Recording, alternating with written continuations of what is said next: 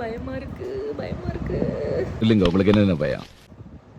இந்த இவ பொம்பளை ரவடியா. மதுரை வீரமணி கோச்சுன்னு சொல்லிட்டு ஒரு அண்ணனோட வீடியோஸ் கொஞ்சம் நாளா வந்துட்டு இருக்குங்க. ஸ்டாக்கு அதை பற்றின வீடியோஸ் போடுறாரு.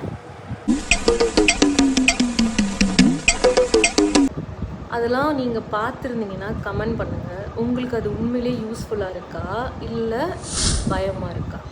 ஐயோ பாவம், அவரே கன்ஃபியூஸ் ஆயிட்டார். ஒரு 21 வயசில் ஸ்டார்ட் பண்ணுங்க அப்படிலாம் சொல்கிறாரு. என்னங்க எனக்கு ஒன்றுமே புரியல.